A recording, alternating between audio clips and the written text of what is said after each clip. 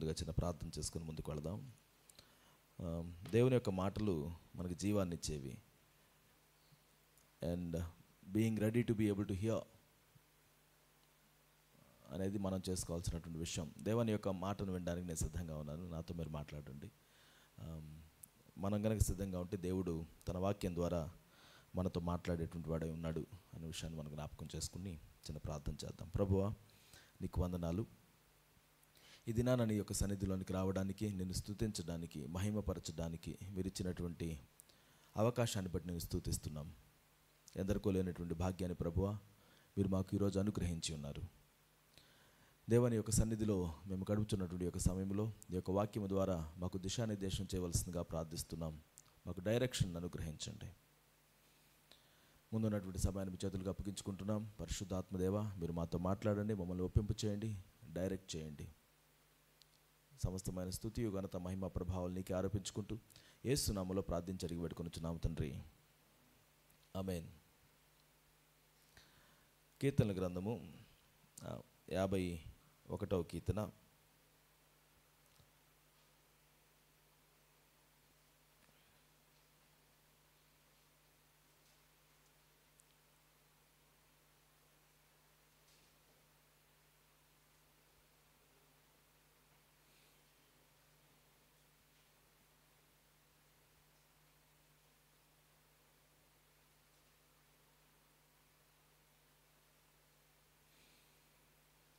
పదిహేను నుండి 17 వచనాల వరకు చదువుతున్నాను. Sam number 51 verses 15 to 17. ప్రభువా, నా నోరు నీ స్తుతిని ప్రచురపరచునట్లు నా పెదవులను తెరువుము. నీవు బలిని కోరువాడవు కావు, కోరిన ఎడల నేను అర్పించుదును. దహన బలి నీకిష్టమైనది కాదు, విరిగిన మనస్సే దేవునికి ఇష్టమైన బలులు. దేవా, విరిగి నలిగిన హృదయమును నీవు అలక్ష్యము చేయవు. సాధారణంగా దేవుని గురించి మనం మాట్లాడేటప్పుడు the old testament God is so ruthless అని, బాగా కఠినంగా ఉంటాడని, యుద్ధాలు జరిగాయని, బలులు కోరుకున్నాడని, ఎప్పుడు అర్పణలు జరుగుతూ ఉండాలని, ఈ విషయాలు మనం చూస్తూ ఆయన ఎందుకు అప్పుడు అలా ఉన్నాడు, న్యూ టెస్టిమెంట్కి వచ్చేటప్పటికి కరుణామయుడిలాగా కనపడుతున్నాడు, బట్ గాడ్ నిజస్వరూపం అదేమో అని అపోహపడుతూ ఉండటం సాధారణం. ఓల్డ్ టెస్టిమెంట్లో జరిగేటువంటి విధానాలు. అది ఆనందం వచ్చినా, దుఃఖం వచ్చినా, పాపంలో నుంచి బయటికి రావాలన్నా దానికి బలులు అర్పించడం మనం చూస్తుంటాం. రెగ్యులర్గా మోషే ప్రత్యక్ష గుడారం మొదలుకొని అంతకు ముందు కూడా దేవుడు అబ్రహామును పిలిచినప్పటి నుంచి కూడా బలిపీఠాలు కట్టడం, బలులు అర్పించడం అనేది ముందు నుంచి ఉంది. దేవుడికి అది ఇష్టమేమో అని అనిపించడం సాధారణమే, ఎందుకంటే రెగ్యులర్గా కనబడుతుంది బలి అర్పించడం అనేటువంటిది బిగినింగ్ నుంచి. దావీదు తన జీవితంలో ఒక లోయెస్ట్ పాయింట్లో ఉన్నప్పుడు, దావీదు అనగానే గొప్పవాడిగా గుర్తుపెట్టుకుంటాం, అట్ ద సేమ్ టైం గొప్ప పాపి అని కూడా గుర్తుపెట్టుకుంటాం, in the way that he did it కదా. మనం బహిరంగంగా ఆయన యొక్క స్టోరీ బయటికి రావడంతో మనం ఏం చెప్తాము, ఇంత ఎలా చేశాడు దావీదు అని అంటాం. అటువంటి సిచ్యువేషన్స్లో వ్యభిచారం చేసినటువంటి వానిగాను, హత్య చేయించినటువంటి వ్యక్తిగాను దావీదు ఉన్నటువంటి సిచ్యువేషన్లో ఒక ప్రవక్త ద్వారా దేవుడు, ఇదిగో నువ్వు చేసింది తప్పు, నువ్వు మరణానికి పాత్రుడివి అనే విషయాన్ని చెప్తే, దావీదు తనకున్న అధికారంతో అక్కడ ప్రవక్త నోరు మూపించడానికి ప్రయత్నించలేదు. Instead of that he went to the lord. ప్రవక్తను పంపించిన దేవుని దగ్గరికి వెళ్ళి ఆయన తనను తాను తగ్గించుకొని విరిగిన హృదయంతో ఆయన సన్నిధిలోనికి వెళ్ళి ప్రార్థన చేశాడు. Now this is rare. నువ్వు తప్పు చేశావు, నువ్వు మరణపాత్రుడివి అని ఒక వ్యక్తితో చెప్తే అది చాలా కఠినంగా ఉంటుంది. అది ఒక వ్యక్తి ఒక రాజుతో చెప్తే తన ప్రాణానికి ముప్పు తెచ్చుకున్నట్టుగా ఉంటుంది. దేవుని ప్రవక్త చాలా జ్ఞానయుక్తంగా, నాతాను ప్రవక్త ఒక కథ చెప్పి ఆ కథలో ఉన్నటువంటి వారికి జడ్జిమెంట్ రాజు చేతను ఇప్పించి, ఆ కథలో ఉన్నది నువ్వే అని చెప్పడంతో దావీదు కళ్ళు తెరవడానికి ఆయన ప్రయత్నించాడు. దేవుడు దాన్ని ఉపయోగించుకున్నాడు. పరిశుద్ధాత్మ దేవుడు తన జీవితంలో క్రియ జరిగించాడని నేను నమ్ముతాను. అటువంటి సిచ్యువేషన్స్లో దావీదు దేవునికి ప్రార్థన చేస్తూ పశ్చాత్తాపడుతూ ఉన్నటువంటి సందర్భాన్ని మనం చూస్తాం. 7 రోజులు ఆయన ఉపవాసంతో అక్కడే పడి ఉండడాన్ని మనం చూస్తాం. ఈ కీర్తన పై భాగంలో మనం చదువుతాం, ప్రధాన గాయకునికి దావీదు బత్షెబా యొద్దకు వెళ్ళిన తరువాత నాతాను ప్రవక్త అతని యొద్దకు వచ్చినప్పుడు అతడు రచించిన కీర్తన. అటువంటి సందర్భంలో తను రాస్తున్నటువంటి మాటలు చాలా ఆసక్తికరంగా ఉన్నాయి.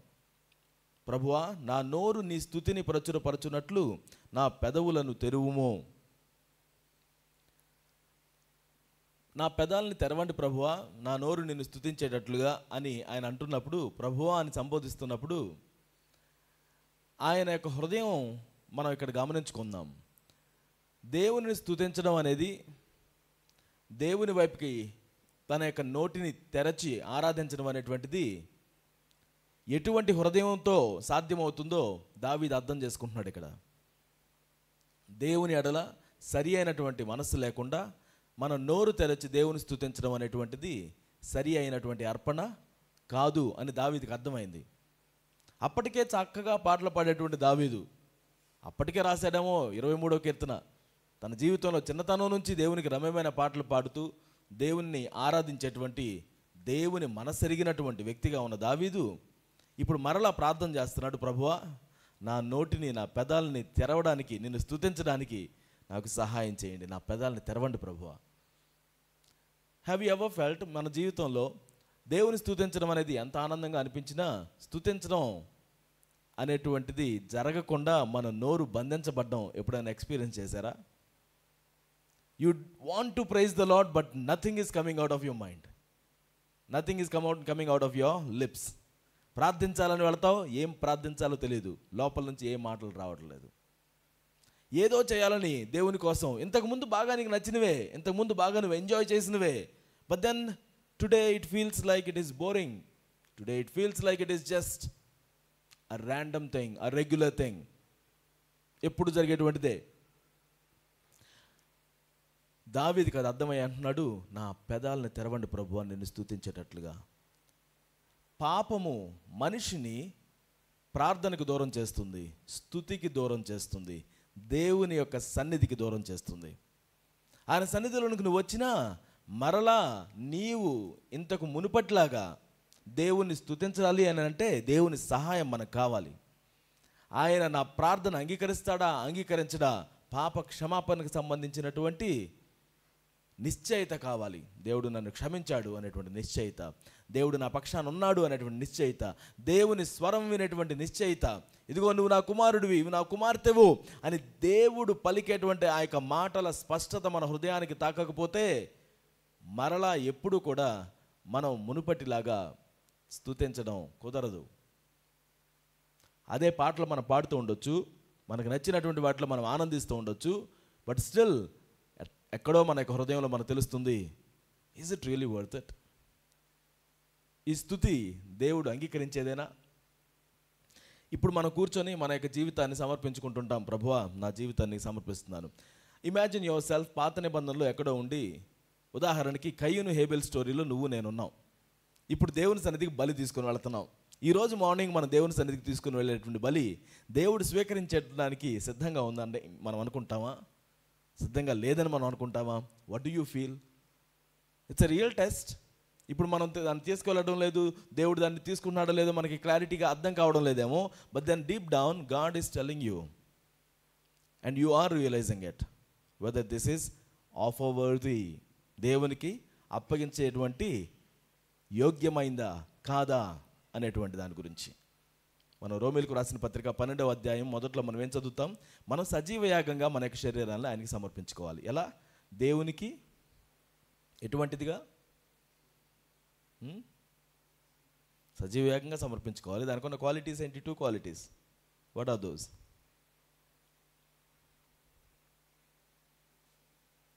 పరిశుద్ధమును, దేవునికి అనుకూలమును, 2 లక్షణాలు కలిగినటువంటి ఆఫరింగ్. సజీవ యాగంగా నీ శరీరాన్ని దేవుని సమర్పించుకోవడం సిద్ధంగానే ఉన్నావు. ఈజ్ ఇట్ పరిశుద్ధంగా ఉందా? దేవునికి అనుకూలంగా ఉందా? అనేది చెక్ చేసుకోకుండా నేను దేవునికి సబ్మిట్ చేసేస్తానంటే కుదరదు. So as we come to the presence of the lord, పాపం యొక్క భారం చేత మనం నింపబడి ఉండాలని నేను అనడం లేదు, కానీ రియాలిటీని మర్చిపోయే విధంగా మాత్రం మనం గ్రుడ్డివారిగా ఉండొద్దు. పాపము దేవుని నుంచి దూరం చేసినప్పుడు మనం దేవుని స్తుతించడానికి మన పెదవులు ముందుకు రావు. స్తుతించాలి అనేటువంటి ఆశతోటి దేవుని స్తుతించడానికి మనం ముందుకు రాము. ర్యాండమ్గా సాంగ్స్ని పిక్ చేసుకొని తెలిసినటువంటి వాటిని మరలా పాడుతూ మనం ఉండొచ్చేమో. But when your heart starts rejoicing in the lord, అది ఎలాంటి సాంగ్స్ అయినా కావచ్చు, it can be the same song again, ర్యాండమ్గానే మనం పిక్ చేసుకున్న సాంగ్స్ అయి ఉండొచ్చు. But then from the core of your being your worshipping the lord, your giving offering to the lord, praising the lord, totally new level. దావీదు అక్కడే కూర్చొని పాటలు రాసేయచ్చు తనకున్నటువంటి ఎక్స్పీరియన్స్ తోటి, తనకున్న స్కిల్ తోటి. బట్ దెన్ హీ రియలైజెస్, దేవా నిన్ను నేను స్తుతించడానికి నా పెదాలను మీరు తెరవండి. They are blocked, they are sealed. Today as I share this, మన యొక్క జీవితంలో దేవుని స్తుతించేటువంటి పెదవులు మనకు ఎంత సిద్ధంగా ఉన్నాయి అనే దాని గురించి మీరు ఆలోచించాలని నేను ఆశపడుతున్నాను. Think about your life with the lord. దేవుని స్తుతించడానికి ఎంత సంసిద్ధత కలిగినటువంటి వానిగా మనం ఉన్నాం. Sometimes we ask the lord to help us. మన హృదయంలో నుంచి దేవుని స్తుతించడానికి కొన్నిసార్లు మనకి లాట్ ఆఫ్ బ్లాకేజెస్ ఏర్పడినప్పుడు you go to the lord, దేవా నాకు సహాయం చేయండి అని మనం అడగొచ్చు. Then he makes a profound statement. ఏమంటున్నాడు ఆయన? 16వ వచనం, నీవు బలిని కోరువాడవు కావు, కోరిన ఎడల నేను అర్పించుదును, దహన బలి నీకు ఇష్టమైనది కాదు. ఇప్పుడు నేను పశ్చాత్తాపడడానికి పాత నిబంధనలో ఉన్నాడు కదా దావీదు. నేను వెళ్ళి నా పాపానికి ప్రాయశ్చిత్తంగా బలి అర్పించాలి అని చెప్పేసి అర్పించాలనుకుంటే ధర్మశాస్త్రం దానికి అంగీకరిస్తుంది. నువ్వు తప్పు చేసావు, ఓకే, నువ్వు ఇదిగో పలాని బలిని నువ్వు అర్పించాలి, పలానిది నువ్వు చేయాలి, దానికి తగినంతగా అర్పణలను అర్పించాలి. But David realizes something even better. He says, దహన బలి నీకు ఇష్టమైంది కాదు, నువ్వు అసలు బలిని కోరడం లేదు, నువ్వు కోరితే నేను దాన్ని ఇచ్చేసేవాడిని. That's not what you are after. పైకి నువ్వు ఏదైనా బలి అర్పించినప్పుడు then again you go back, you do the same thing, again you come back, మళ్ళీ బలి అర్పించేయడం. చేసిన ప్రతిసారి కూడా మనం వెనక్కి వచ్చి ప్రభువా నన్ను క్షమించండి అని ఈరోజు మనం చెప్పడం ఆనవాయితీగా చేసుకుంటే, ఆ క్షమాపణ అనేటువంటిది మీనింగ్ఫుల్గా లేదనుకోండి, then that is of no use. ఈ రోజుల్లో మనం ఒకరికొకరు సారీలు చెప్పుకోవడం బాగా ఈజీ అయిపోయింది. ఏదైనా తప్పు చేయగానే సారీ అని ఒక ముఖాన్ని అలా పడేసి వెళ్ళిపోతాం. Now is it really meaningful to you, or just అక్కడ నుంచి ఆ సిచ్యువేషన్ నుంచి బయటికి రావడానికి, అక్కడ తప్పించుకోవడానికి, okay let us just say sorries and then move on, పోయేదేముంది నాకు అని అనుకునేటువంటి దాంతో మనం మూవ్ అవుతున్నామా? లేకపోతే ఐ రియలీ మీన్ ఇట్, నేను చేసింది తప్పు, నేను చేసింది వేరే వాళ్ళని హర్ట్ చేసింది, ఐ రియలీ ట్రూలీ అపాలజైజ్, మరొకసారి అది జరగకుండా నేను చూసుకోవాలని నేను కోరుకుంటున్నాను, how did I even do that అని మన యొక్క జీవితాన్ని మనం విమర్శ చేసుకునే వారిగా మనం ఉండగలుగుతున్నామా? ఒకవేళ అలాంటిది లేదనుకోండి, రెండింటికి కూడా బయటికి సారీలే వచ్చాయి, సారీ చెప్పడమే జరిగింది. బట్ ఎవరైతే పైన సారీ చెప్పారో they tend to do it more, they tend to do it again and again, again and again, again and again. But ఎవరైతే how did I even do that, నేను అలాంటి కోపం ఎలా తెచ్చుకున్నాను, ఎలా విసుకున్నాను, నేను ఇలా ప్రవర్తించే వ్యక్తిని కాదు కదా, ఏమైంది నాకు, స్ట్రెస్కి లోన్ అవుతున్నానా, లేకపోతే what is happening in my life అని తరోగా తను జ్ఞాపకం చేసుకొని విమర్శ చేసుకున్నటువంటి వ్యక్తిగా ఉంటే, they are more likely not doing it again. That's a painful reminder again and again. దాని గురించి ఆలోచించడం, మరలా అంత స్ట్రెస్ గుండా వెళ్ళిపోయి నేను తప్పు చేశాను, నేను ఇంకొకరిని హర్ట్ చేశాను, ఇంకొకరిని గాయపరిచాను, that's not my personality, but I became that, I don't want to be that place అని చెప్పి మరలా నువ్వు గుర్తించగలిగి దాన్ని సరిచేసుకున్నావు అనుకోండి, అక్కడ జరుగుతుంది నీ హృదయంలో జరిగేటువంటి మార్పు. అందుకే హీ స్టార్టెడ్ సేయింగ్, మరి ఏది ఇష్టం దేవునికి? 17వ వచనం, విరిగిన మనస్సే దేవునికి ఇష్టమైన బలులు. దేవా, విరిగి నలిగిన హృదయమును నీవు అలక్ష్యము చేయవు. మన హృదయం కనుక దాన్ని రిసీవ్ చేసుకునేదిగా లేకపోతే, మన అపాలజీ మనకు హృదయంలో నుంచి వచ్చేది కాకపోతే, that is not what God wants. విరిగిన హృదయం దేవుడు కోరుకుంటున్నాడట. విరిగిన మనస్సు దేవునికి ఇష్టమైన బలి. ఈరోజు నీవు నేను దేవునికి ఆఫర్ చేసేటప్పుడు మన హృదయం అనేటువంటిది ఏ స్థాయిలో ఉంది, ఏ స్థానంలో ఉంది, దాని పొజిషన్ ఏంటి. జస్ట్ కఠినమైనటువంటి హృదయం కలిగి కూడా సారీ చెప్పేసేయచ్చు. You don't even mean it. ఏదో తప్పించుకోవడానికి ఓ మాట చెప్పేసి వెళ్ళిపోతే అయిపోతుంది. మన హృదయపూర్తిగా కొంతమంది సారీ చెప్పిన తర్వాత పగ తీర్చుకోవడానికి వస్తారు. అందరి ముందు నా చేత సారీ చెప్పించావు.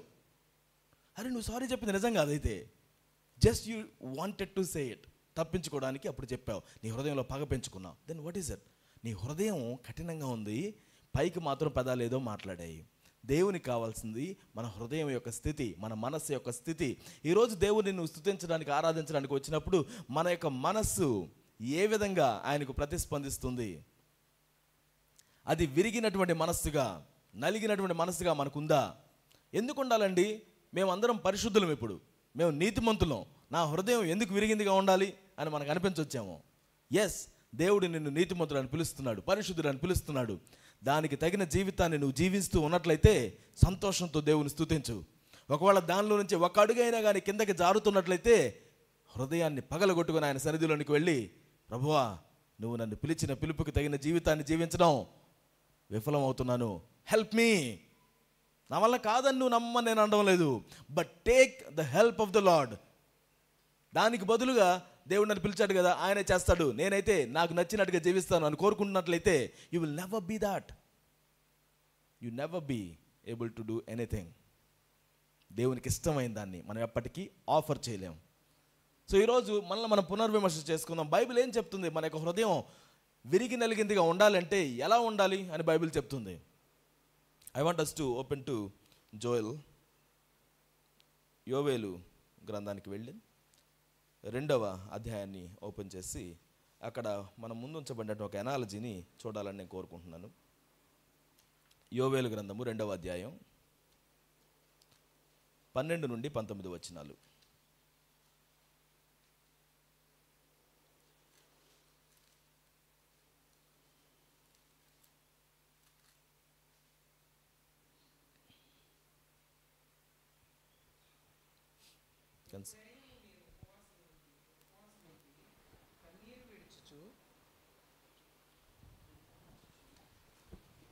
దుఃఖించుచు మనఃపూర్వకముగా తిరిగి నా యొద్దకు రండి. ఇదే యెహోవా వాక్కు. మీ దేవుడైన యెహోవా కరుణా వాత్సల్యము గల వాడును, శాంతిమూర్తియు, అత్యంత కృపగలవాడైన ఉండి తాను చేయనుద్దేశించిన కీడును చేయక పశ్చాత్తాపడును గనుక మీ వస్త్రములను కాక మీ హృదయములను చింపుకొని ఆయన తట్టు తిరుగుడి. ఒకవేళ ఆయన మనస్సు త్రిప్పుకొని పశ్చాత్తాపడి మీ దేవుడైన యెహోవాకు తగిన నైవేద్యమును పానార్పణమును మీకు దీవెనగా అనుగ్రహింపబడని ఎవడు చెప్పగలడు?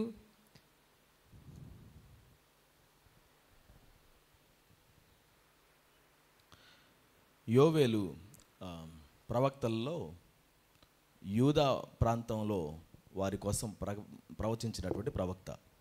యూదా ప్రాంతానికి ఆయన ఒక వాచ్మెన్ లాగా ఉన్నాడని చెప్పుకోవాలి. చాలా గొప్ప గొప్ప వాటిని దేవుడు ఆయన్ని ఉపయోగించి ప్రకటింపచేశాడు. సో యోవేలు గారు ప్రకటించినటువంటి వాటిల్లో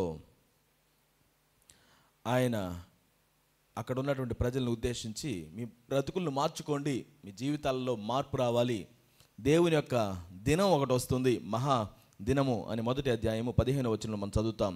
ఆహా, యెహోవా దినము వచ్చేనే, అది ఎంత భయంకరమైన దినము, యెహోవా దినము, the day of the lord అనేటువంటి ఆ సబ్జెక్ట్ తోటి రిపీటెడ్గా దేవుని యొక్క దినం వస్తుంది, ఒక భయంకరమైన రోజు రాబోతుంది, మిమ్మల్ని మీరు జాగ్రత్త పరచుకోండి అని అక్కడ ఉన్నటువంటి ప్రజల్ని ఆయన ఖండిస్తూ చెప్పినటువంటి మాటలను మనం ఇక్కడ చూస్తున్నాం. దానిలో ఆయన చక్కగా ఒక మాటను చెప్పాడు.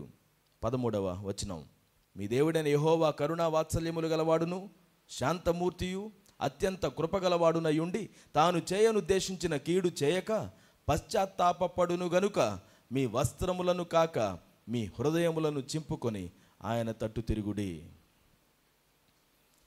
మీ వస్త్రాలను కాకుండా ఏం చింపుకోవాలట? హృదయాలను చింపుకోవాలి. చింపుకోవడం హీబ్రూ భాషలో ఉంటుంది, వేరువేరుగా చేయడం, చీల్చివేయడం అనేటువంటి ఆ మాటను అక్కడ వాడడం జరిగింది. వస్త్రాలను చింపుకోవడం అనేటువంటి కాన్సెప్ట్ బైబిల్లో మనం చాలా సందర్భాల్లో చూస్తాం. ఏ సందర్భాల్లో చూస్తాం? కొన్నిటిని మనం చూద్దాం. 2 సమూయేలు 13:31. త్వరగా కొన్ని సంఘటనల్ని మీకు పరిచయం చేస్తాను.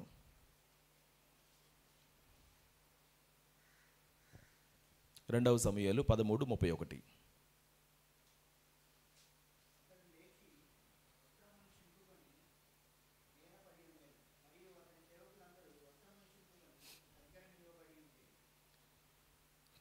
దావీదుకు ఉన్నటువంటి కుమారుల్లో మరి చాలామందిని అబ్షాలోము అనేటువంటి తన ఇంకొక కుమారుడు మట్టుబెట్టినప్పుడు దావీదు తట్టుకోలేక తన యొక్క వస్త్రాలని చింపుకొని ఏడ్చుతూ ఉండడం మనం చూస్తాం. తనతో ఉన్నటువంటి మిగతా వారు కూడా తమ వస్త్రాలని చింపుకున్నారు. Now why did they do that? ఎందుకు చేశారు అది? బాధతోటి చేశారు, రైట్? దుఃఖంలో చేశారు. నా దావీదు సంబంధించిన సంఘటన మనం 1వ అధ్యాయంలో కూడా చదువుతాం. 2వ శామ్యూయల్లోనే 1వ అధ్యాయము 11వ వచనం.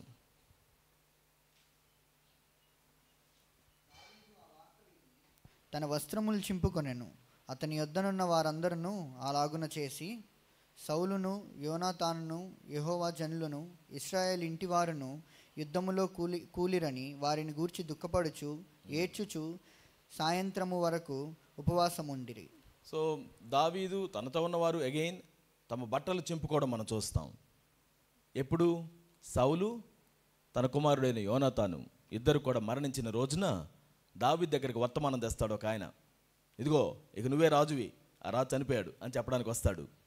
కానీ దావీదు వెంటనే ఆయన చంపించేసి, ఇలాంటి వార్తను ఎలా చెప్తావా, నేనే చంపేశానని చెప్తావు అని చెప్పేసేసి ఉగ్రత ఆయన మీదకి వస్తుంది. బట్ దావీదు తనతో ఉన్నటువంటి జనం సౌలుకి అలానే యోనాతాను పట్ల తమ హృదయాన్ని వ్యక్తపరుస్తూ, తమ యొక్క బాధను వ్యక్తపరుస్తూ తమ వస్త్రాలను చింపుకోవడం మనం చూస్తాం.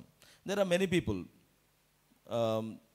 జెనసిస్లో 37వ అధ్యాయం 29వ వచనం.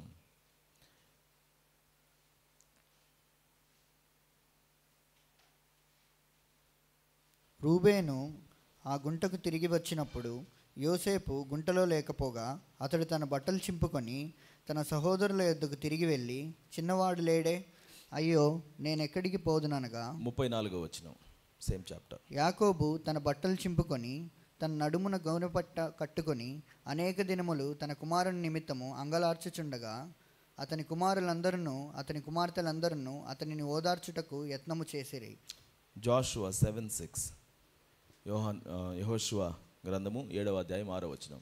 రూబేను అక్కడ ఆడవడం చూసాము. తన యొక్క బట్టలు చింపుకొని తన యొక్క తమ్ముని యొక్క బాధ్యత తన మీద ఉంది. నా తండ్రి అడిగితే ఏం చెప్పాలి? చాలా దుఃఖంతో బాధతోటి తన యొక్క వస్త్రాలను చింపుకోవడం మనం చూస్తాం రూబేను విషయంలో. యోసేపు వార్తను విని, చనిపోయాడు అనేటువంటి వార్తను విని యాకోబు కూడా తన వస్త్రాలను చింపుకొని ఏడవడం మనం చూస్తాం. యెహోషువ తన బట్టలు చింపుకొని తానును ఇశ్రాయేలీయుల పెద్దలను సాయంకాలం వరకు యెహోవా మందసము నొదుట నేల మీద ముఖములు మోపుకొని తమ తలల మీద ధూళిపోసుకొనుచు, అయ్యో ప్రభువా యెహోవా మమ్మల్ని నశింపజేయనట్లు అమోరీయుల చేతికి మమ్మల్ని అప్పగించుటకు ఈ జనులను ఈ యోర్దాను నీవెందుకు దాటించితివి? మేము యోర్దాను అవతల నివసించుట మేలు. సో అక్కడ హాయి అనే ప్రాంతానికి కొంతమందిని ఆమెని పంపిస్తే వాళ్ళు డిఫీట్ అయ్యి వెనక్కి వచ్చినప్పుడు ఏం జరిగింది, మా మధ్యలో ఏదో తప్పు జరిగింది అనే విషయాన్ని గమనించుకుని దేవుని సన్నిధిలోనికి వెళ్ళి తమ యొక్క వస్త్రాలు చింపుకొని మారు మనసుతో ప్రార్థన చేస్తూ దేవుని యొక్క గైడెన్స్ కోసం యెహోషువ తన బట్టలు చింపుకొని ఆయన సన్నిధిలో ఏడవడం, తనకున్నటువంటి ఆ సైన్యం కూడా అదే విషయాన్ని చేయడం మనం చూస్తాం. And there are many people. యొఫ్తా, తామారు, ఆహాబు, హెజ్కియా, కాలేబు, ఇలా చాలామంది తమ యొక్క వస్త్రాలను చింపుకొని చేసినటువంటి కార్యాలను మనం పాత నిబంధనలు చూస్తాం. క్రొత్త నిబంధనలు ఎవరైనా అలా వస్త్రాలు చింపుకున్నారా?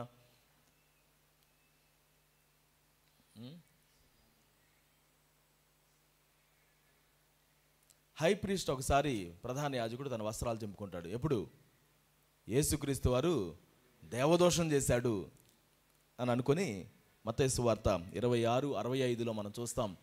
బట్టలు చింపుకుంటాడు, దేవదోషం చేశాడు, ఇంతకు మించి మనకి ఇంకేమైనా సాక్ష్యం కావాలా, మరణానికి ఇతను అర్హుడు అని ప్రకటించడానికి ఆయన దానికి ఒప్పుకుంటాడు. ఇంకెవరైనా అలా బట్టలు చింపుకున్నటువంటి విషయం తెలుసా మీకు? క్రొత్త నిబంధనలో దెర్ ఈజ్ అనదర్ ఇన్సిడెంట్. అపోస్తల కార్యములు 14వ అధ్యాయంలో పౌలు తనతో పాటుగా బర్నబా ఇద్దరు కూడా వెళుతున్న ఫస్ట్ మిషనరీ జర్నీలో లిస్త్రా అనే ప్రాంతానికి వాళ్ళు వెళతారు. 14వ అధ్యాయం 14-15 వచనాల్లో మనం చూస్తాం. అక్కడికి వెళ్ళిన తర్వాత very dramatic events take place. వాళ్ళు వీళ్ళని చూసి వీళ్ళే వాళ్ళ దేవతలుగా పూజించడానికి వాళ్ళు ప్రారంభిస్తారు. వీళ్ళని ఊరేగించడం స్టార్ట్ చేస్తారు. అలా స్టార్ట్ చేసినప్పుడు మామూలుగా అయితే మనం ఓకే భలే ఉంది, ఇదేదో పల్లకిలాగా మనల్ని ఊరేగిస్తున్నారు కదా అని వెళ్ళిపోవాలి కదా. వీళ్ళు మాత్రం మేము దేవుళ్ళం కాదు అని చెప్పేసి ప్రకటన చేసి వాళ్ళ బట్టలు చింపుకొని చెప్తారట వీళ్ళతోటి, this is not right, we are not gods, we are not celebrities, God is the celebrity, we are not to be honoured, God is to be honoured, we are not to be worshipped, God is to be worshipped. అందరూ వాళ్ళకి జేజేలు కొడుతుంటే no అని బట్టలు చింపుకొని దేవుని గురించి ప్రకటన చేస్తే dramatic events take place again కదా. దాని తర్వాత వాళ్ళని మరలా చంపడానికి ప్రయత్నిస్తారు. ఇమ్మీడియట్గా just turned. So look at it, it's very deep thoughts. వాళ్ళు ఎప్పుడైతే బట్టలు చింపుకున్నారో వాళ్ళు బాగా బాధలో ఉన్నటువంటి వాళ్ళుగా ఉన్నారు, రోధించే వాళ్ళుగా ఉన్నారు, ఏదో తప్పు జరిగింది అనేటువంటి రియలైజేషన్లో ఉన్నటువంటి వాళ్ళుగా ఉన్నారు, అలానే దేవదోషం జరిగింది అని అనుకునేటువంటి రియలైజేషన్లో ఉన్నటువంటి వాళ్ళు ఉన్నారు, లేకపోతే దేవునికి చెందాల్సింది చెందడం లేదు అనేటువంటి రియలైజేషన్లో ఉన్న వాళ్ళు ఉన్నారు. అటువంటి ఎక్స్ట్రీమ్ సిచ్యువేషన్స్లో తమ బట్టలు చింపుకోవడం మనం చూస్తాం. యోవేలు ప్రవక్త ఆయన చాలా చక్కగా ఏం చెప్తున్నాడు? పశ్చాత్తాపడతాడు కాబట్టి దేవుడు, మీ వస్త్రాలను గాక మీ హృదయాలను చింపుకొని ఆయన తట్టు తిరగండి. ఇప్పుడు మీరు బాగా వెంటనే మీ హృదయంలో నొచ్చుకొని మీ వస్త్రాలు చించేసుకుంటారు, నాకు తెలుసు ఆ విషయం. మీ బట్టలు చించుకొని కేకలు వేస్తారు, నాకు తెలుసు ఆ విషయం. ఆయన సన్నిధిలోనికి వెళ్ళి కేకలు వేస్తావు, ఆయన సన్నిధిలోనికి వెళ్ళి పశ్చాత్తాపడతావు, బాగానే ఉంది. బట్ నీ హృదయాన్ని చింపుకోవడం నేర్చుకోవాలి, నీ హృదయాన్ని చించుకోవడం నేర్చుకోవాలి. How do you do that? Render your heart. How do you rend your heart? కీర్తనల గ్రంథంలో ఇంకొన్ని వచనాలు మనం చదువుదాం. 34వ కీర్తన 18వ వచనం. విరిగిన హృదయం గలవారికి యెహోవా ఆసన్నుడు, నలిగిన మనస్సు గలవారిని ఆయన రక్షించును. Psalm number 147 verse 3.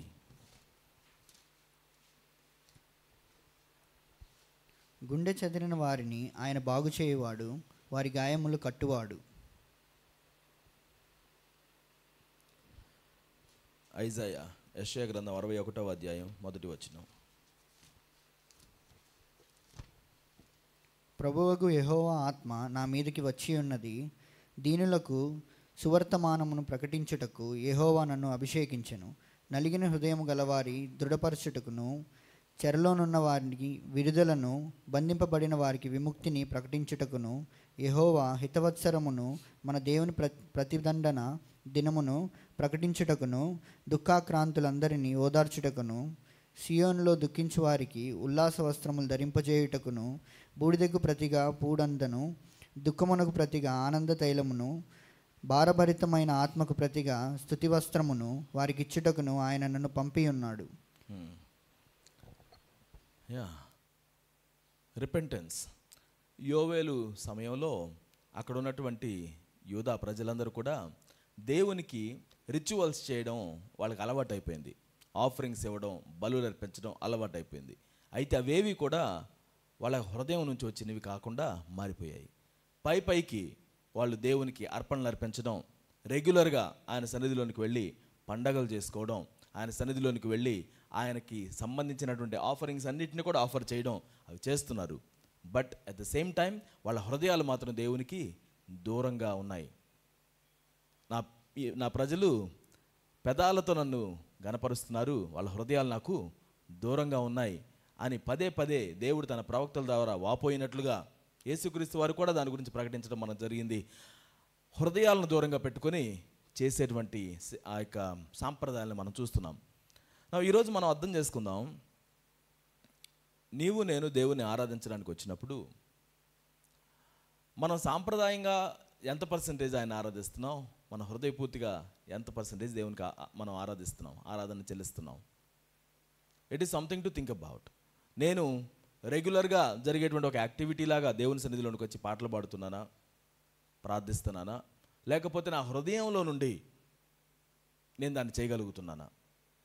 మన హృదయాన్ని దేవునికి ఆఫర్ చేయకపోతే మరలా తిరిగి మనం ఏదైతే చేయకూడదో దాన్నే చేస్తూ మనం వెళ్ళిపోతాం, దేవునికి దూరంగానే ఉంటాం.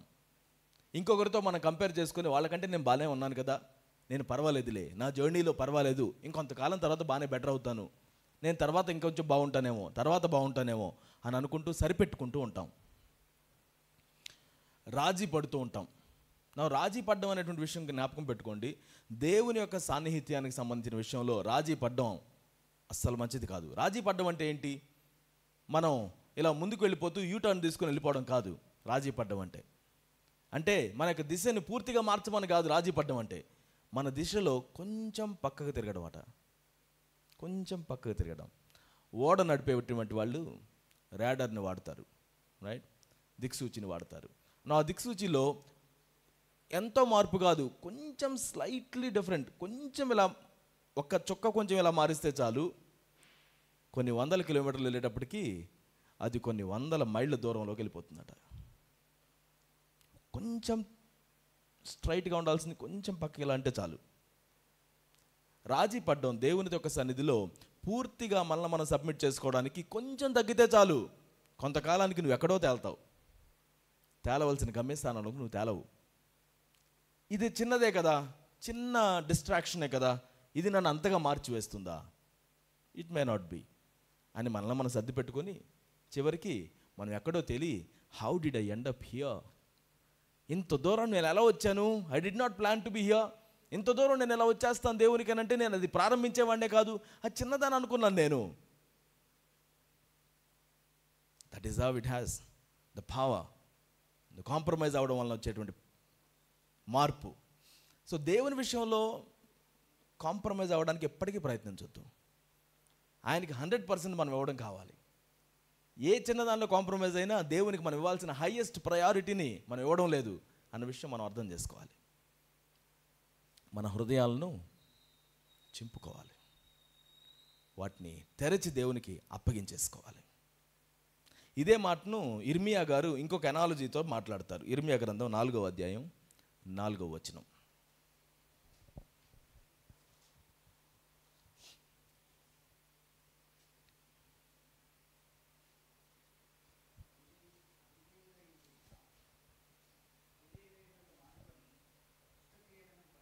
ఇప్పుడును ఆర్పివేయలేనంతగా నా ఉగ్రత అగ్నివలే కాల్చుకుండునట్లు యూదావారలారా, యెరూషలేము నివాసులారా, యెహోవాకు లోబడి ఉండుడి. Go on. యూదాలో సమాచారం ప్రకటించుడి, యెరూషలేములో చాటించుడి, దేశములో బూర ఊదుడి, గట్టిగా హెచ్చరిక చేయుడి. ఎట్లనగా ప్రాకారము గల పట్టణములోనికి పోవునట్లుగా పోగైరండి.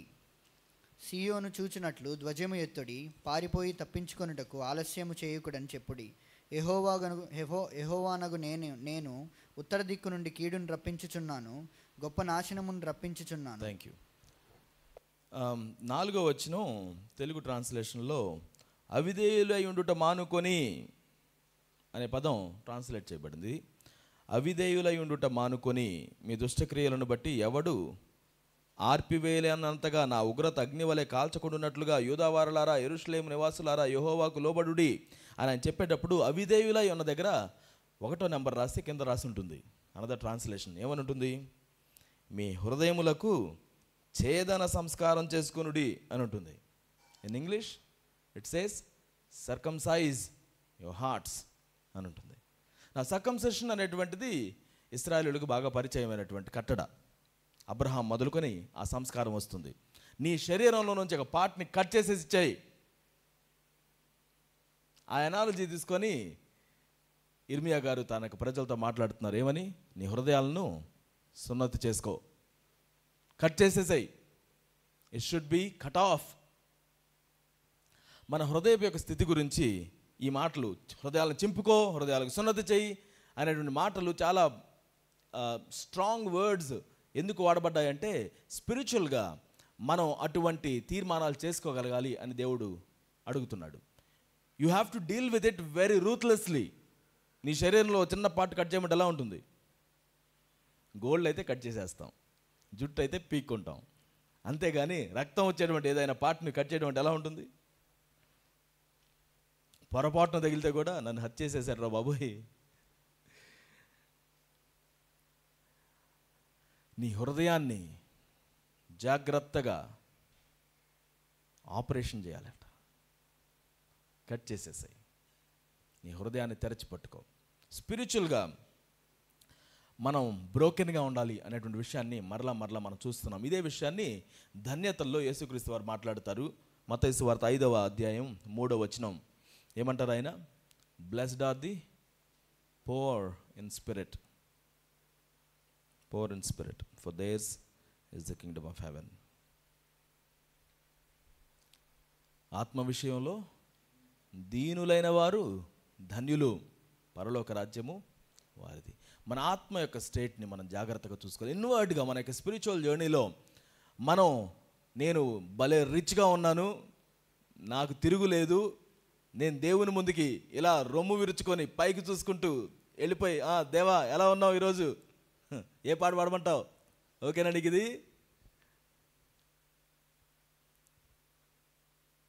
He's like, I don't need you, this is not what I'm after. How well you can sing, how well you can do this, that's not what I'm looking at. ఎంత బాగా మాట్లాడగలుగుతావు, ఎంత రమ్యంగా వాయించగలుగుతావు, ఎంత చక్కగా పాడగలుగుతావు, ఎంత చక్కగా నా గురించి మాట్లాడగలుగుతావు, that's not what I'm after. Is your heart understands me? నీ హృదయానికి నేను అర్థమవుతున్నానా? నువ్వు ఎవరి సన్నిధిలో ఉన్నావో నీకు అర్థమవుతుందా? ఈరోజు దేవుని సన్నిధిలోనికి వచ్చేటప్పటికి మన హార్ట్ ఎలా ఉంది? Is it poor in spirit? దీనత్వాన్ని కలిగి ఉందా? ఆయన సన్నిధిలో కూర్చొని నేర్చుకోవడానికి సిద్ధంగా ఉందా? ఆయన ఎంతటి వాడో మనకు అర్థమైతే దెన్ వీ డూ దాట్. కొన్నిసార్లు మనం ఎవరైనా కలుసుకున్నప్పుడు some people are so great in their professions కావచ్చు, వాళ్ళ స్కిల్స్లో కావచ్చు, కానీ క్యాజువల్గా మనల్ని కలిసినప్పుడు మనకి మామూలుగా మాట్లాడేస్తాం. తర్వాత వాళ్ళు ఎవరన్నా కానీ ఇదిగో పలాని వీళ్ళు దీన్ని సాధించారు, వీళ్ళ వెనక ఇంత రికార్డ్స్ ఉన్నాయి అని చెప్పారనుకోండి, అప్పుడు నువ్వు ఎలా మాట్లాడతావు వాళ్ళతోటి? అరే ఇతనితో నేను మాట్లాడింది, ఇతనితో నేను ఎంతవరకు కూర్చొని ఉంది. అప్పటి నుండి నువ్వు ఆయన చూసే విధానం మారిపోతుంది. అప్పటిదాకా నువ్వు ఆయనతో ఉన్నప్పుడు ఎలాంటి మార్పు లేనిది, ఇప్పుడు ఎందుకు మారింది? Now you understand what this man can do. ఎంత హార్డ్ వర్కింగ్ ఈ యొక్క మనిషో నీకు అర్థమైంది, ఎంత పాపులారిటీ కలిగిన వ్యక్తో నీకు అర్థమైంది, ఆయనతో ఉండటం ఒక ధన్యత అని నీకు అప్పుడు అర్థమైంది. అప్పటిదాకా కూర్చున్నప్పుడు ఏం తెలియలేదే. సిమిలర్లీ దేవుని యొక్క సంగతి మనం ఎంతగా అర్థం చేసుకుంటామో అంతగానే ఆయన సన్నిధిలో ఉండడం ఎంత ధన్యతో మనకు తెలిసి వస్తుంది.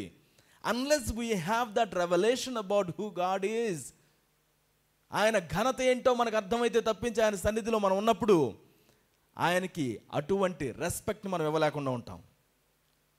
ఆయన ఎంత గొప్పవాడో నీకు అర్థమైనప్పుడు అంత గొప్పగా దేవుని నువ్వు స్తుతించగలుగుతావు, ఆరాధించగలుగుతావు, నిన్ను నువ్వు దేవునికి అప్పగించుకోగలుగుతావు. మామూలుగా ఎవరైనా ఒక వ్యక్తి వచ్చేసి నువ్వు నాతో పాటు పని చేస్తావా, మన ఇద్దరం కలిసి ఏదైనా చేద్దాం అని అంటే వెళ్ళిపోతావా? అదే ఒక బాగా తెలిసినటువంటి ఫేమస్గా ఉన్నటువంటి వ్యక్తి, నీకు నచ్చినటువంటి ఫీల్డ్లో ఎన్నో అవార్డులు పొందుకున్నటువంటి వ్యక్తి నీ దగ్గరికి వచ్చి నాతో పాటు నువ్వు పని చేస్తావా అంటే ఏమంటావు? ఐఎమ్ డిలైటెడ్, ఐఎమ్ ఆనర్డ్, వచ్చి రాని పదాలన్నీ మాట్లాడతావు. అప్పుడు why you are so much excited to be with him. దేవుని సన్నిధిలో ప్రభువా నా జీవితాన్ని నీకు అప్పగిస్తున్నాను. How do you do that if you don't know who God is? దేవుడు ఏమై ఉన్నాడో, ఆయన ఏం చేస్తున్నాడో, ఆయన ఎటువంటి హృదయాన్ని కలిగిన వాడో, నిన్ను ఆయన ఎలా ప్రేమిస్తున్నాడో దీని గురించినటువంటి స్పష్టత ఏమీ లేకుండా దేవా నీకు నన్ను నడిపించేసేస్తున్నాను, నీతో పని చేసేస్తాను అని ఎలా చెప్తాం? I don't think that is true. పెదవుల నుంచి వచ్చేటువంటి ఒక రిలీజియస్ వర్డ్స్ అయిపోతాయి అవన్నీ కూడా.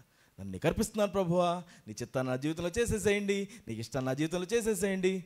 బట్ ఇన్ రియాలిటీ మనం ఏదైనా చేసేటప్పుడు ఇది చేయొద్దు అని దేవుడు నీకు ప్రేరేపిస్తే, నో ప్రభువా కొంచెం ఆగు, నేను నీ దగ్గర తర్వాత వస్తాను, క్షమాపణ కోరుకుంటానులే. యూ వాంట్ క్షమాపణ, fine, I do that. You want me to offer something, I will do that. But right now this is what I want to do, this is what I want to go, this is where I want to go. You just do your own thing. That is where we need repentance in our hearts. మన లోపల మార్పు జరగడం చాలా చాలా అవసరం. అక్కడ జరిగేటువంటి సున్నతి మనకి జీవితాల్లో మార్పును తీసుకొని వస్తుంది, కాన్సక్రేట్ చేస్తుంది, దేవునికి ప్రత్యేకించబడిన జనంగా మార్చేస్తుంది. It's a painful event. Every Israelite go through it. You are separated to me. It's painful but still you are separated to me. నీ హృదయాలను సపరేట్ చేసుకోండి నా కోసం. సరెండర్ టు మీ, నాకు అప్పగించుకో. దేవుని దగ్గర క్షమాపణ పొందుకోకుండా, దేవుని దగ్గర నుంచి మనం శుద్ధి చేయబడకుండా, మన దేవుని యొక్క సన్నిధిలో అటువంటి అనుభవంలో గుండా వెళ్ళడం అనేది జరగదు.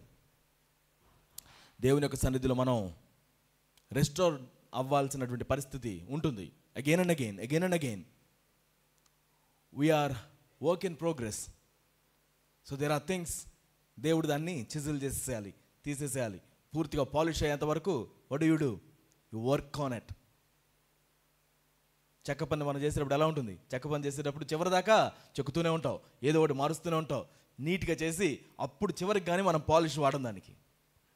సిమిలర్లీ మన జీవితంలో యేసుక్రీస్తు వారు అనే పాలిష్ మన మీదకి అప్పగించబడేటప్పుడు మనం అలానే ఉంటాం కదా చివరికి. బట్ ఈ లోపుగా మనల్ని పాలిష్ చేయాల్సినటువంటి అవసరం ఉంది. We have to be obedient to the lord. దేవా జరిగించండి నాయన, ఐఎమ్ ఒబీడియంట్. ఏదైనా దేవునికి వ్యతిరేకంగా జరిగినప్పుడు truly truly repent from the core of your heart. Go to the lord sincerely. ఆయన సన్నిధిలోనికి వెళ్ళి తగ్గించుకొని మన హృదయపూర్తిగా పశ్చాత్తాపడడం మనం నేర్చుకోవాలి. Take some time to it, deep in your thoughts along with holy spirit. ఆయన నేను గైడ్ చేస్తున్నప్పుడు టేక్ దట్ ప్రాసెస్. ఏది వెంటనే జరిగిపోదు, takes time. Hard conversations, it takes time. Still do it, ఎందుకంటే ఇట్ ఈస్ వర్త్ ఇట్. ఒక వ్యక్తితో నువ్వు సమాధానంగా ఉండలేకపోతే దేవుని యొక్క సన్నిధిలో ఆరాధించడం అనేది అబద్ధం. ఆ సమాధానం ఒట్టిగా సారీ చెప్తే అయిపోయేది కాదు. You truly have to put in work. నిన్ను నువ్వు తగ్గించుకొని, I'm not better than you, let's walk together. ఏ విషయంలో మనం సర్చ్ చేసుకోవచ్చు అని మనం జీవించడం చాలా అనివార్యంగా ఉంది అని వాక్యం మనకు సెలవిస్తుంది.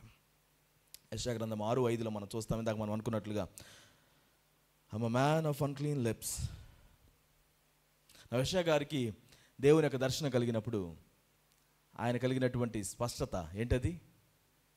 నేను అపవిత్రమైన పెదవులను కలిగిన వాడిని, అపవిత్రమైన జనముల మధ్యలో నివసిస్తున్నాను.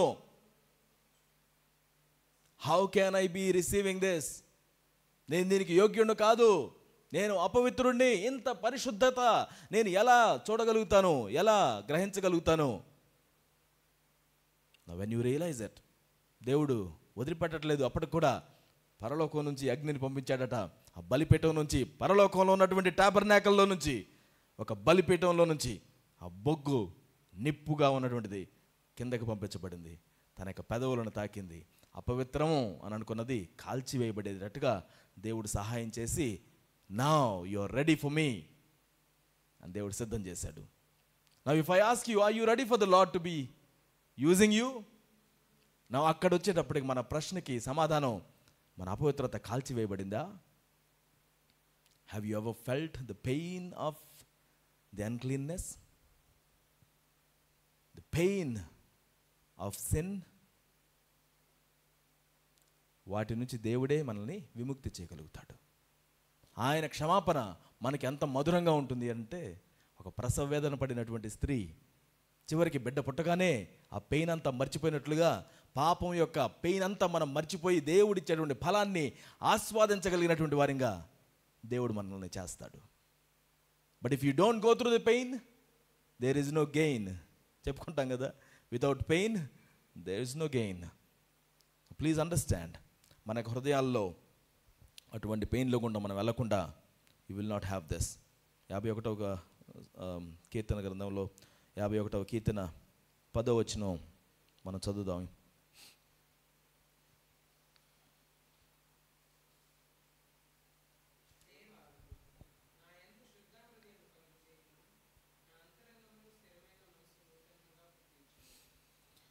శుద్ధ హృదయాన్ని కలుగజేయండి, నూతన హృదయాన్ని నాకు పుట్టించండి. నూతనమైన హృదయం, నూతనమైన మనస్సు దేవుడు మనకి ఇవ్వాలని ఆశపడుతున్నాడు. మన హృదయం విషయంలో జాగ్రత్తగా ఉండాలని దేవుడు కోరుకుంటున్నాడు. మనుషుల మీద ఆధారపడడం హృదయంలోనే జరుగుతుంది, దేవుని మీద ఆధారపడడం అది కూడా హృదయంలో జరుగుతుంది.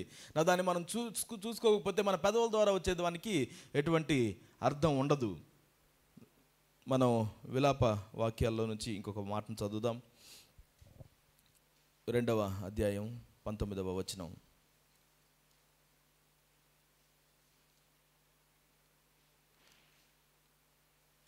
2వ అధ్యాయము 19వ వచనం.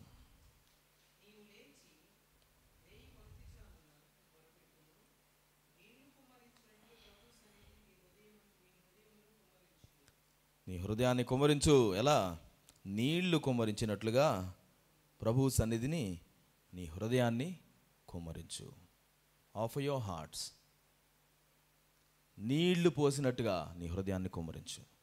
కంప్లీట్గా దించేసేసేయాలి, కొంచెం కొంచెం భాగం కాదు, పూర్తిగా అప్పగించేసేయాలి. మనం హన్నా గురించి చదువుకున్నాం. హన్నా తన హృదయాన్ని కుమ్మరిస్తుందట. ఇంక ఏమీ లేనట్లుగా, ఒక మత్తురాలుగా కనపడుతుంది బయటికి, కానీ తన హృదయాన్ని ఏమీ దాచుకోలేక అయిపోయింది నా జీవితం, నా వల్ల కావడం లేదు, తన హృదయాన్ని పూర్తిగా ఆయన సన్నిధిలో కుమ్మరించుకుంది. మన హృదయాన్ని దేవుని సన్నిధిలో కుమ్మరించుకునే వారిగా ఉందాం. చివరిగా ఎహెజ్కేల్ గ్రంథంలో నుంచి ఒక మాటను చదువుకుని మనం ముగించుకుందాం. ఎహెజ్కేల్ గ్రంథం 36వ అధ్యాయం.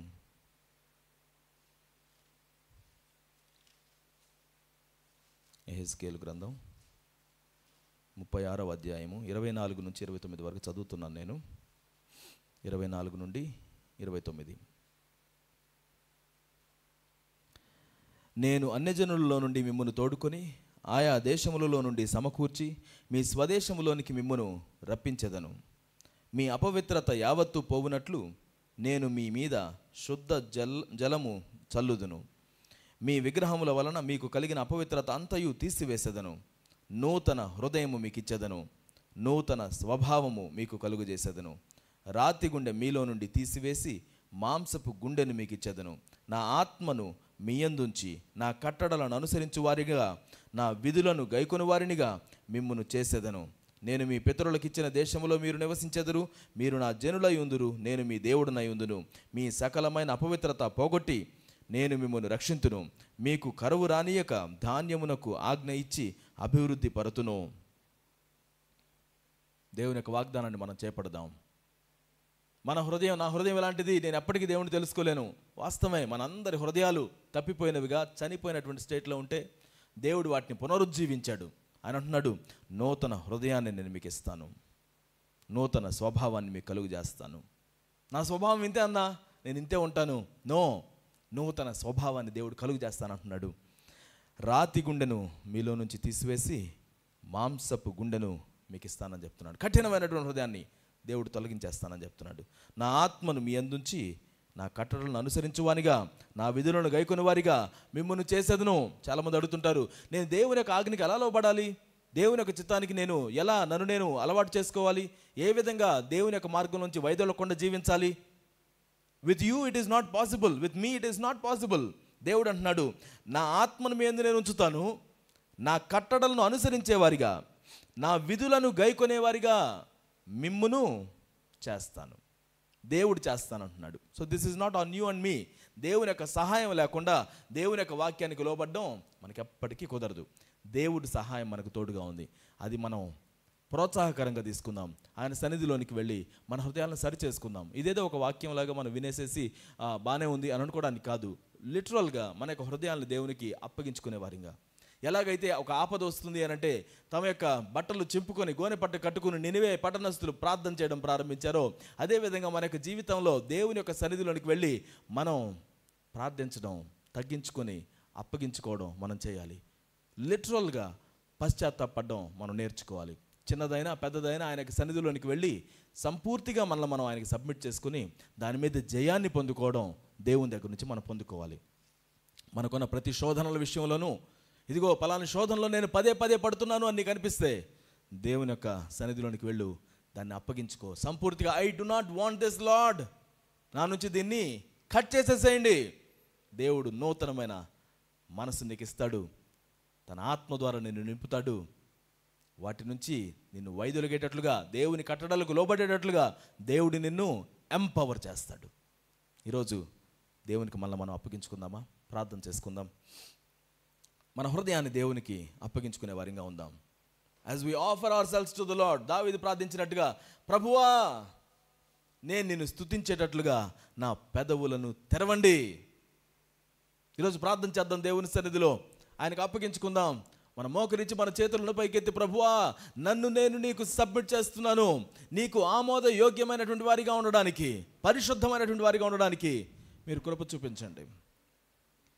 ఏదైనా దేవునికి నీకు దూరంగా నిన్ను ఆపివేస్తుంది, ఆయన యొక్క సన్నిధి నీకు బోర్డమ్గా ఫీల్ అవుతుంది, ఆయన యొక్క సన్నిధిలో ర్యాండమ్గా ఏదో చేస్తున్నాం, రిచువల్గా మనం ఆయన్ని స్తుతిస్తున్నాం అనేటువంటిది కనుక మన స్టోరీ అయితే, హీ డజంట్ రిక్వైర్ దాట్, దానిని ఆయన ఆశపడడం లేదు. మనల్ని మనం తగ్గించుకొని దేవునికి అప్పగించుకుందాం. దేవుడికి ఏదైతే ఇష్టం లేదో దాని విషయంలో మన హృదయాలను చింపుకునే వారిగా ఉందాం. కఠినమైనటువంటి వాటి నుంచి దేవుడు మనల్ని తప్పించాలని ఆశపడుతున్నాడు. మన హృదయాలను దేవునికి అప్పగించుకుందాం. He sees our hearts. విరిగి నలిగిన హృదయము నీకు కావాలి. దావీదు గుర్తించాడు. బలి కాదు ప్రభువా, బలి అయితే నేను ఇచ్చేస్తాను, ఎన్ని బళ్ళు కావాలండి అన్ని బళ్ళు. That is not what you are after. మన నీ జీవితంలో, నా జీవితంలో వాట్ ఈస్ గాడ్ ఆఫ్టర్? దేని విషయంలో మార్పును దేవుడు కోరుకుంటున్నాడు? దేని విషయంలో దేవునికి అప్పగించాలి అని నీ జీవితంలో ఆయన రిక్వైర్ చేస్తున్నాడు? దేన్ని అడుగుతున్నాడు ఆయన? ఇదిగో ఇది నాకు అవసరం అని ఏది దేవుడు పదే పదే చెప్తున్నాడు? దాన్ని దేవునికి అప్పగించేసేద్దాం. Let's be truly genuinely worship the lord from the core of our hearts. ఇదిగో ఈ ప్రజలు నన్ను పెదవులతో ఆరాధిస్తున్నారు అనేటువంటిది మనకొద్దు. That's not what we are after. Worship the lord in truth and spirit. విరిగిన మనస్సుతోటి అప్పగించుకుందాం దేవునికి.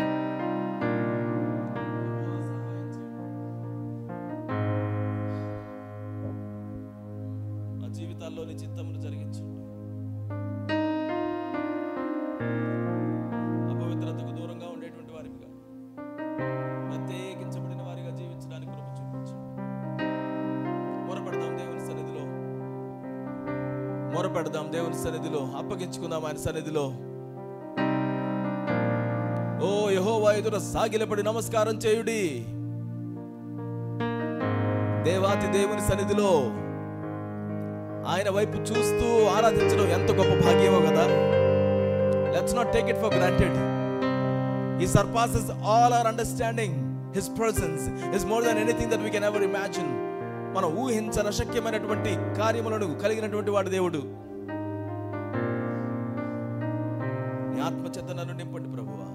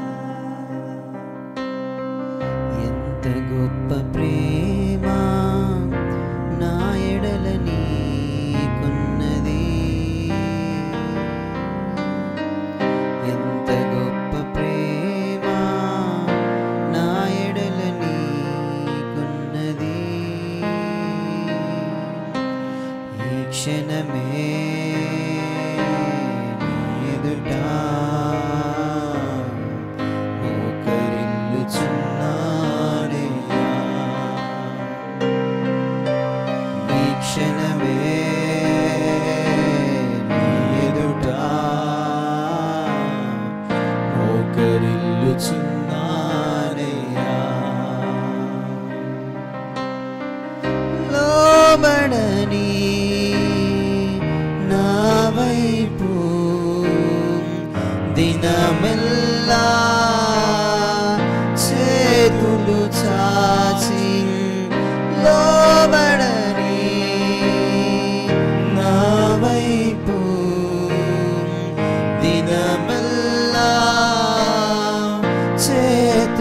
చాచి నన్ను చేరదీసిన నా యేసయ్యా,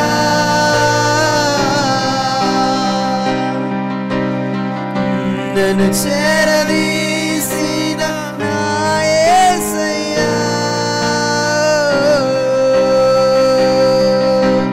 ఈ క్షణమే నీ ఎదుట మోకరిల్లుచున్నానయ్యా, ఈ క్షణమే నీ ఎదుట మోకరిల్లుచున్నానయ్యా, ఎంత గొప్ప ప్రేమ నా ఎడల నీకున్నది యేసయ్యా, ఎంత గొప్ప ప్రేమ నా ఎడల నీకున్నది, ఈ క్షణమే నీ ఎదుట మోకరిల్లుచున్నానయ్యా, ఈ క్షణమే నీ ఎదుట మోకరిల్లుచున్నానయ్యా, పర్వతములు తొలగిపోయినా మెట్టలు దద్దరిల్లినా, పర్వతములు తొలగిపోయినా మెట్టలు దద్దరిల్లినా, నీ కృపనన్ను ఎడబాయదంటూ నీ అరచేతిలో నన్ను చెక్కుకున్నా, నీ కృపనన్ను ఎడబాయదంటూ నీ అరచేతిలో నన్ను చెక్కుకున్నా, నా యేసయ్యా,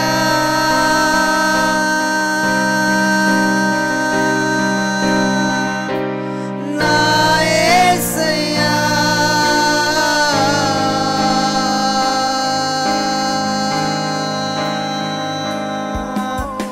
నా యేసయ్యా,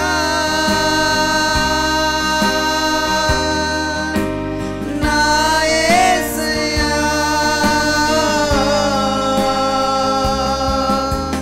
ఈ క్షణమే నీ ఎదుట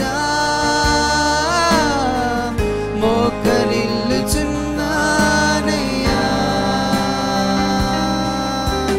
ఈ క్షణమే నీ ఎదుట మోకరిల్లుచున్నానయ్యా,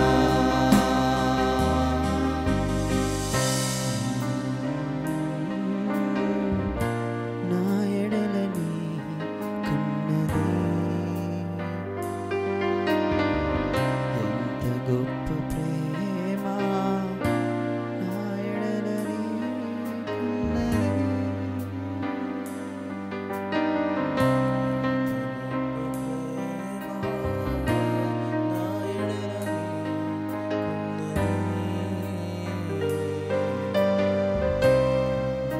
మా హృదయాలను సరిచేయండి ప్రభువా.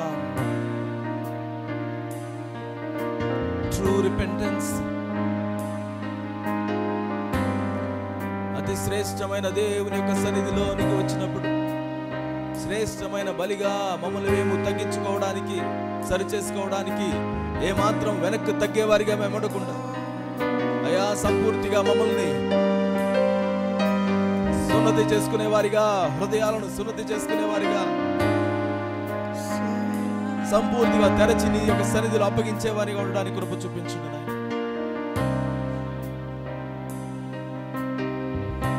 నీ వాత్సల్యం, నీ బాహుల్యం, నీ కృప కనికరం చూపించు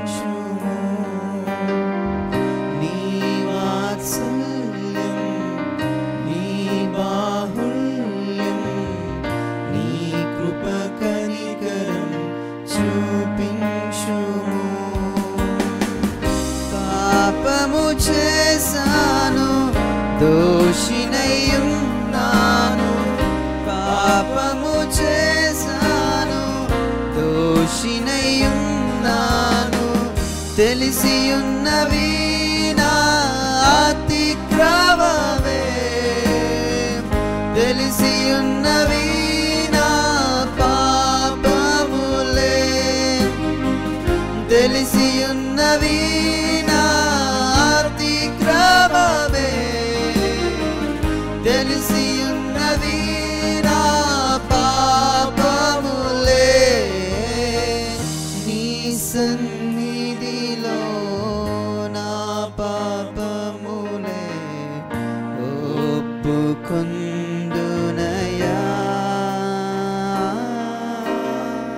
నీ సన్నిధిలో నా పాపములే ఒప్పుకొందునయా. శుద్ధ హృదయం కలుగా చేయుము, శుద్ధ హృదయం కలుగా చేయుము, శుద్ధ హృదయం కలుగా చేయుము, శుద్ధ హృదయం కలుగా చేయుము. నాలో నా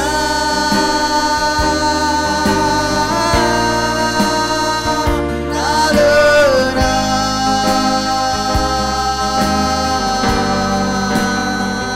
నాలో నా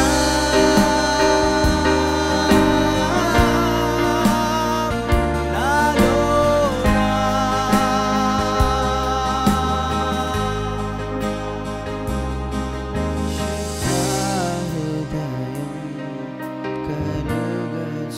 అంతరంగములో ప్రభువా నీ కార్యములు జరిగించండి. కఠినపరచబడిన హృదయాలను ప్రభువా మీరు మార్పునకు గురి చేయండి. నీవు యోగ్యుడవు యేసయ్యా. Whom can we compare you with, Lord? నీ జ్ఞానమును, నీ సత్యమును నా అంతర్యములో పుట్టించుము.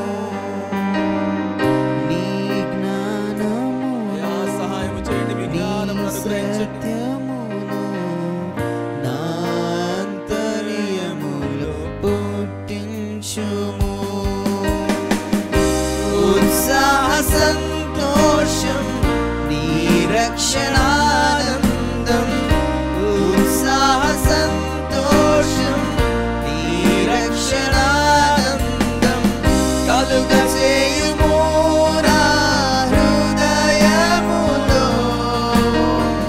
కలుగజేయుము నా హృదయములో,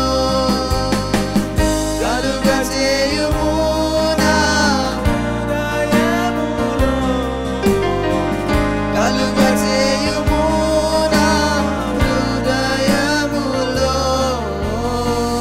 నీ సన్నిధిలో పరిశుద్ధాత్మతో నన్ను నింపుమయా. నీ సన్నిధిలో పరిశుద్ధాత్మతో నన్ను నింపుమయా. శుద్ధ హృదయం కలుగా చేయుము, శుద్ధ హృదయం కలుగా చేయుము, శుద్ధ హృదయం కలుగా చేయుము, శుద్ధ హృదయం నాలో యేసయ్యా. నీకు ఇష్టమైన మనస్సు, నీకు ఇష్టమైన హృదయములు అయ్యా మేము కలిగి ఉన్నట్లుగా సహాయం చేయండి. విరిగి నలిగిన హృదయమును మేము కలిగి ఉండడానికి, నీకు అంగీకారమైనటువంటి మనస్సును కలిగి ఉండడానికి సహాయం చేయండి.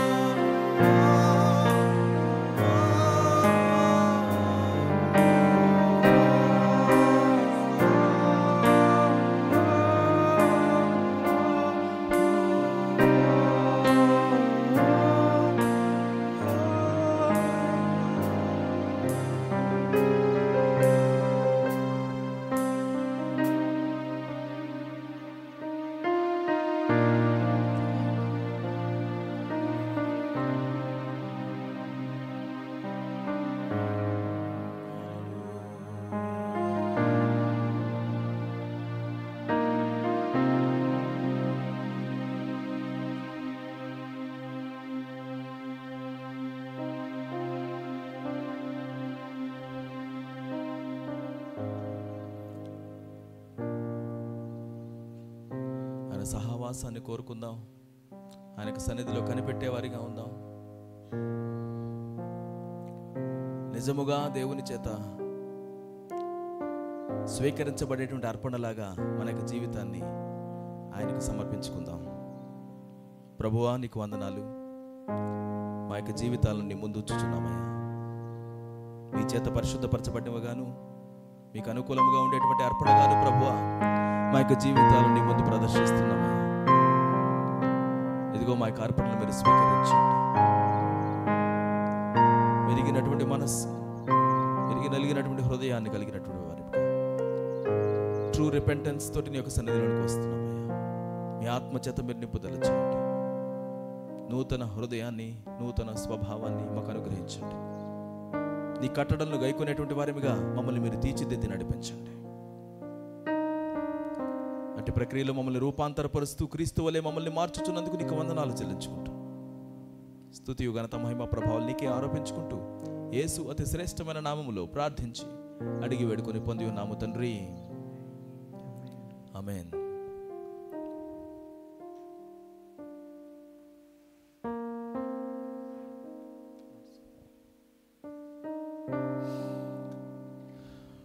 ఈ సమయంలో ప్రభరాత్రి భోజనానికి మళ్ళీ మనం సిద్ధం చేసుకుందాం. It is a true honour. ప్రభు మన కోసం తన యొక్క శరీరాన్ని, తన యొక్క రక్తాన్ని చిందించి తన ప్రాణాన్ని మన కోసం అప్పగించడానికి పరలోకాన్ని వదిలిపెట్టి భూమికి వచ్చి దాన్ని సక్సెస్ఫుల్గా దాన్ని నిర్వహించినటువంటి వానిగా ఉండి ఆయన అంతటితో ఆగలేదు. తండ్రితోటి మనల్ని ఐక్యపరిచి నూతన నిబంధనను మనతో చేసి దానికి గుర్తుగా ఇదిగో ఈ యొక్క సంస్కారాన్ని చేయడానికి మనల్ని ప్రేరేపించి ఉన్నాడు. ఆయనకు వందనాలు చెల్లించుదాం. ఆయన జ్ఞాపకం చేసుకునే వారిగా ఉందాం. He's worthy of remembrance. అన్నిటికంటే ఎక్కువగా ద ట్రూ రియాలిటీని మనం అక్కడ చూస్తున్నాం. అంతకు మించినటువంటి ప్రేమ మనం ఎవ్వరిలోనూ చూడలేము.